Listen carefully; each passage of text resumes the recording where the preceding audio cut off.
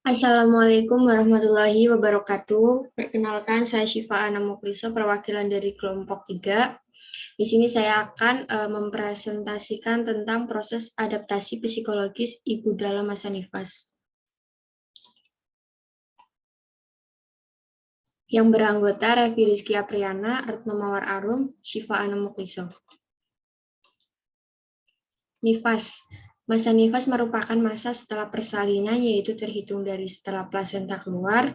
Masa nifas disebut juga masa pemulihan, di mana alat-alat kandungan akan kembali seperti semula. Faktor yang mempengaruhi psikologi ibu nifas 1 adalah stresor psikologi, yang merupakan peristiwa atau kejadian yang mengakibatkan seseorang harus melakukan penyesuaian atau adaptasi terhadap kondisi yang alam tersebut. Usia ibu.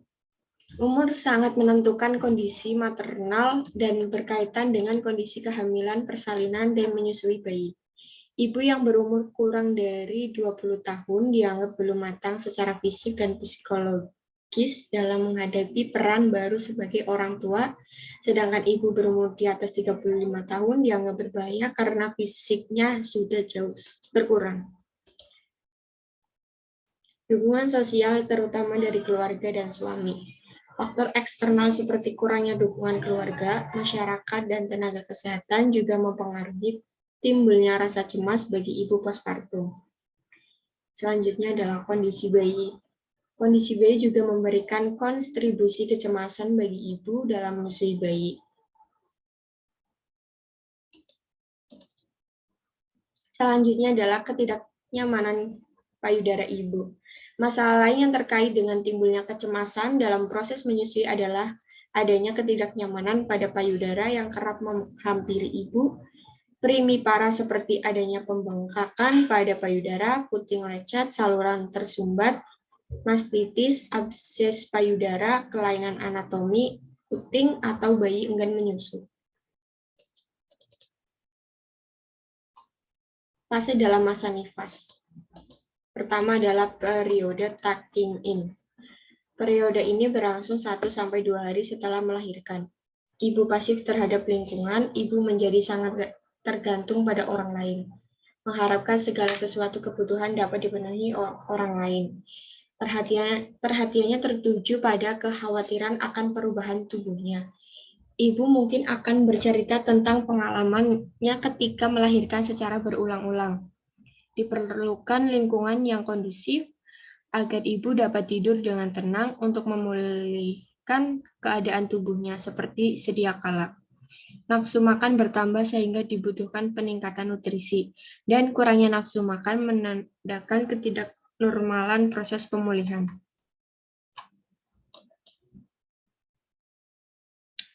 Selanjutnya adalah periode letting go.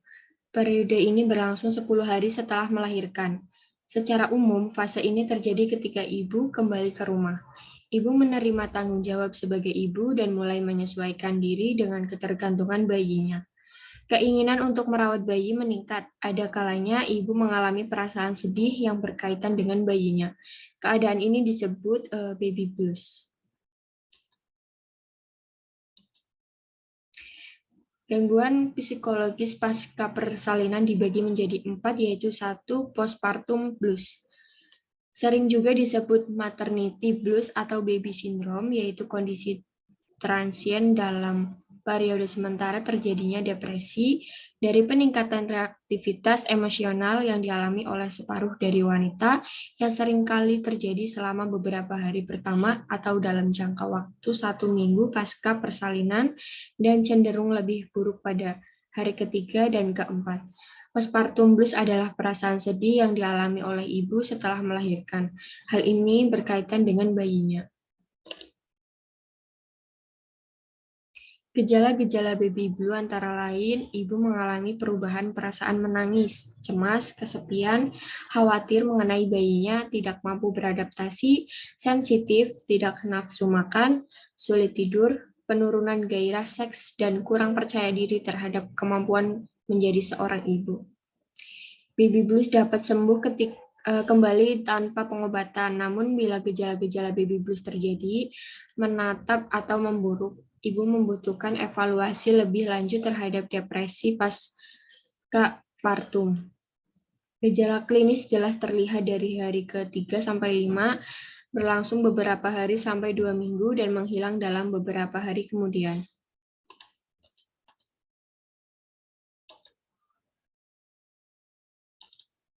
Faktor risiko penyebab postpartum. Yang pertama adalah perubahan fisik selama beberapa bulan kehamilan. Yang kedua adalah kelelahan fisik karena aktivitas mengasuh bayi, menyusui, memandikan, mengganti popok, dan menimang sepanjang hari, bahkan tak jarang di malam buta sangat menguras tenaga. Yang kedua adalah faktor hormonal berupa perubahan cepat kadar estrogen, progesteron, prolaktin, dan estriol yang terlalu rendah. Yang keempat adalah penyesuaian emosional akibat perubahan perasaan yang dialami ibu saat hamil, sehingga sulit menerima kehadiran bayinya, yang merupakan respon alami terhadap rasa lelah yang dirasakan.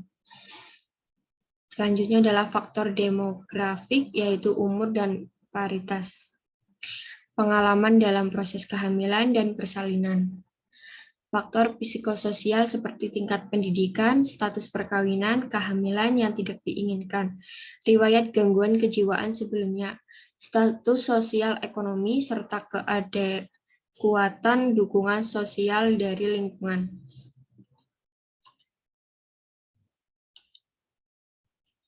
Dua, depresi pasca persalinan.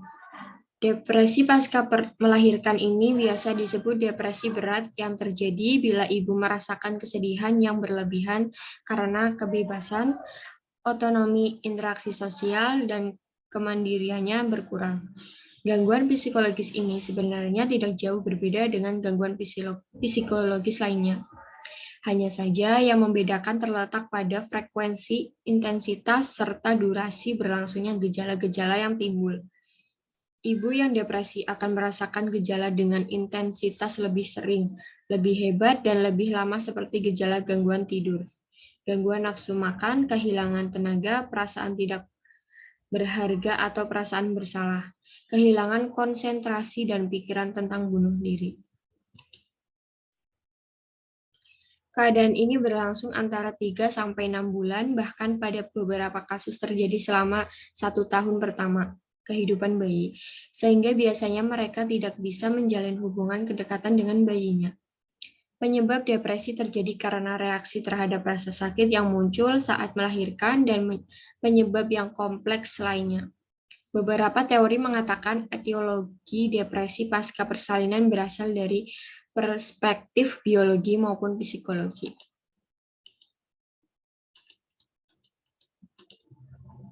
Gejala-gejala depresi berat. A. Perubahan mood disertai dengan tangisan tanpa sebab. B. Gangguan pada pola tidur dan pola makan. C. Perubahan mental dan libido. D. Dapat pula muncul fobia serta ketakutan akan menyakiti dirinya sendiri dan bayinya. E. Tidak memiliki tenaga atau hanya sedikit saja tenaga yang dimiliki. F. Tidak dapat konsentrasi. G. Ada perasaan bersalah dan tidak berharga pada dirinya.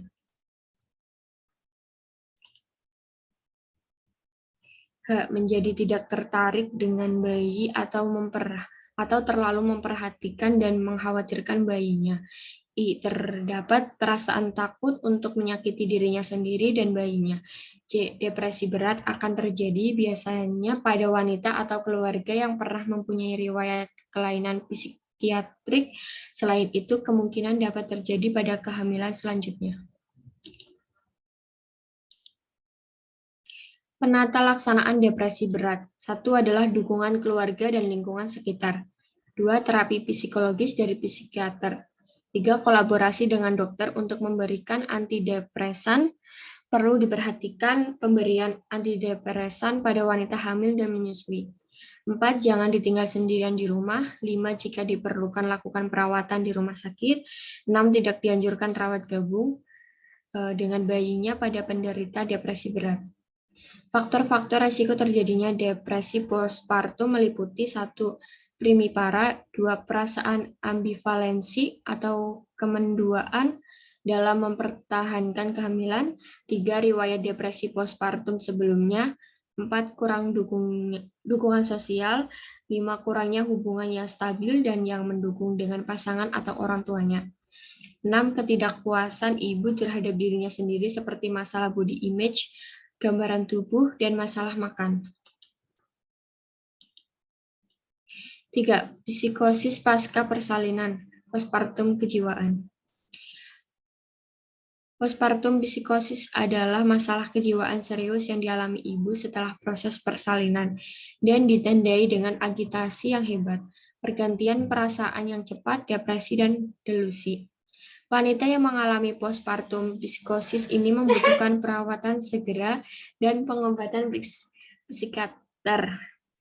Psikosis pasca persalinan pada umumnya merupakan gangguan bipolar, namun bisa merupakan perburukan dari gangguan depresi mayor. Psikosis pasca persalinan merupakan bentuk terburuk dari kelainan psikiatri pasca persalinan. Gejala tampak ada perbaikan 95% dari ibu dalam 2-3 bulan berikut ini di antara gejala yang timbul akibat postpartum psikosis. A. Adanya halusinasi yang diperintahkan oleh kekuatan dari luar untuk melakukan hal yang tidak bisa dilakukan. B. Melihat hal-hal lain yang tidak nyata.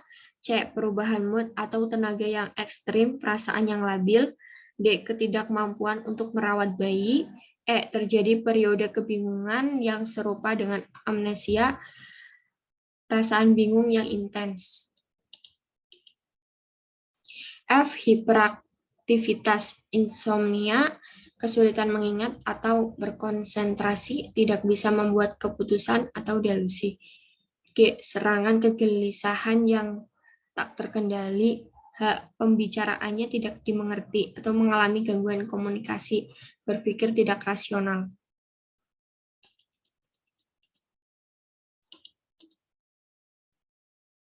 Empat. Kesedihan dan duka cita. Duka cita adalah respon fisiologis terhadap kehilangan, kegagalan. Duka cita pada umumnya oleh karena suatu keinginan untuk menghindari sakit yang intens. Duka cita sangat bervariasi tergantung pada apa yang hilang dan persepsi individu. Bentuk kehilangan dapat beragam, diantaranya infertil, keguguran, IUVD, kelainan kongenital, bayi meninggal.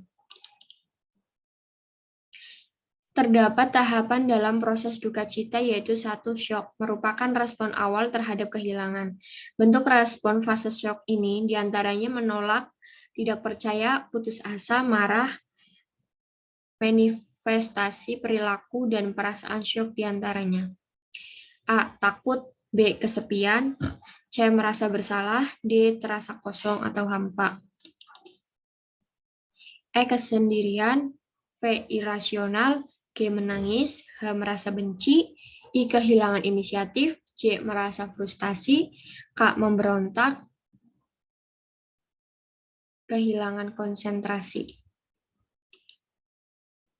2. Realitas atau penerimaan. Merupakan fakta kehilangan dan penyesuaian atau adaptasi terhadap kenyataan yang terjadi. Klien membuat penyesuaian yang perlu direncanakan dalam kehidupan karena kejadian itu. Sering timbul pertanyaan, mengapa, jika, atau bagaimana. Ketika pertanyaan ini timbul, akan meningkatkan perasaan marah, bersalah, dan takut. Resolusi. Di fase ini, individu mulai aktif kembali. Fase resolusi merupakan tahap individu mulai menerima kehilangannya dan mulai membuat hubungan baru. Orang di sekitarnya sangat berperan, begitu pula dengan peran tenaga kesehatan. Bidan sangat penting dalam membantu ibu yang berduka. Seperti pada bayi yang lahir tidak sempurna, kelainan kongenital, bidan berperan dalam memberi rasa aman, memberi support, mendengarkan keluhan, tidak menyalahkan, dan memberi support untuk berusaha menerima bayinya.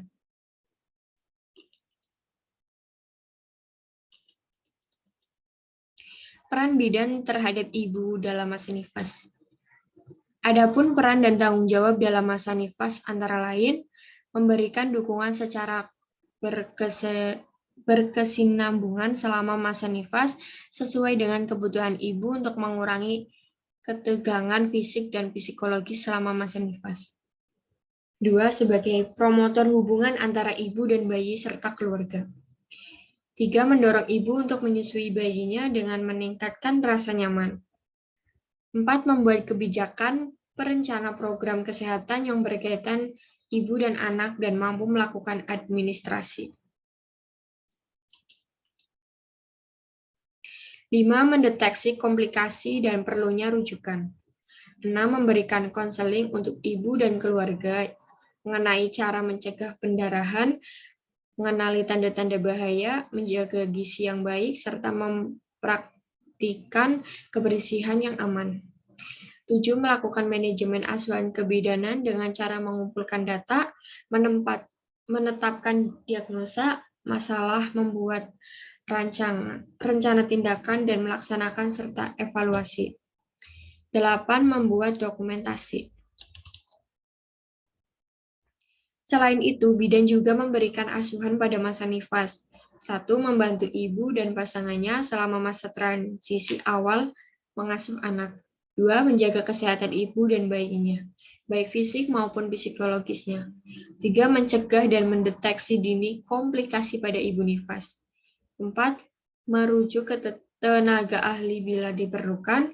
5. Mendukung dan memperkuat keyakinan dari ibu dan memungkinkan melaksanakan peran sebagai orang tua.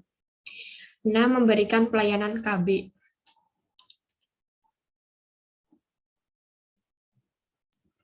Salah satu upaya mencegah depresi postpartum adalah dengan melakukan deteksi dini menggunakan Edinburgh Postnatal Depression Scale yang dirancang khusus untuk menyaring penyimpangan suasana hati.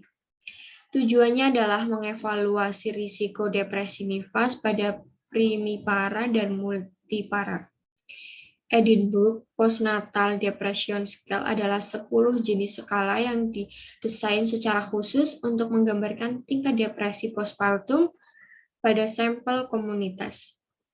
Setiap pertanyaan bernilai 4 poin skala dari 0 sampai 3 dengan total skor berkisar antara 0 sampai 30.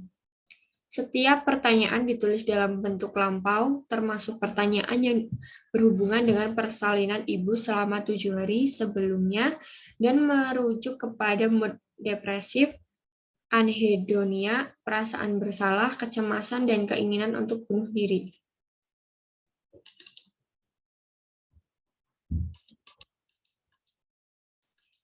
Validasi 10 items di Indonesia telah diuji dan dipublikasikan dengan hasil pengujian EPDS memiliki 87,5% sensitivitas dari 61,6%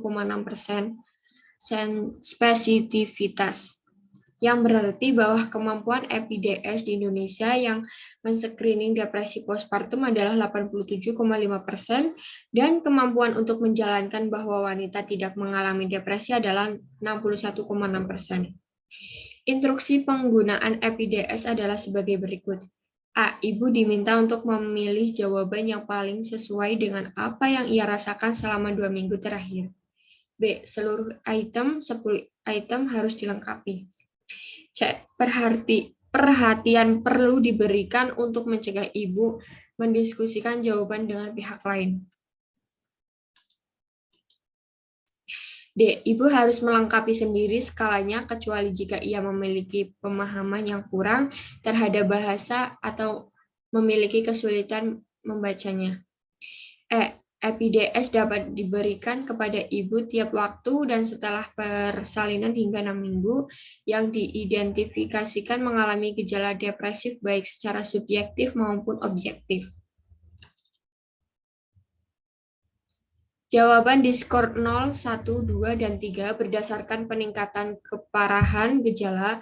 Keseluruhan skor pada masing-masing item dijumlahkan kemudian dikelompokkan berdasarkan kategori sebagai berikut.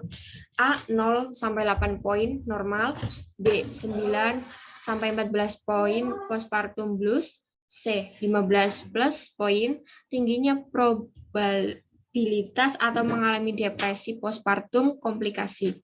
D. Khusus nomor 10 dengan pilihan jawaban 3, 2, dan 1 memiliki kemungkinan keinginan bunuh diri dan memerlukan tindakan segera pada psikiater.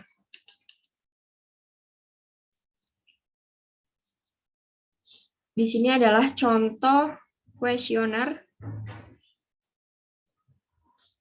EPDS ya.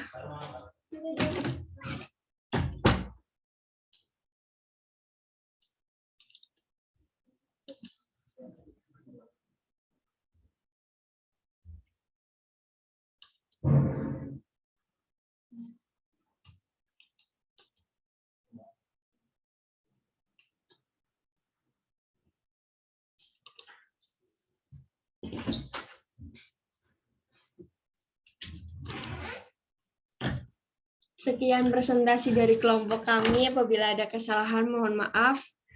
Wassalamualaikum warahmatullahi wabarakatuh.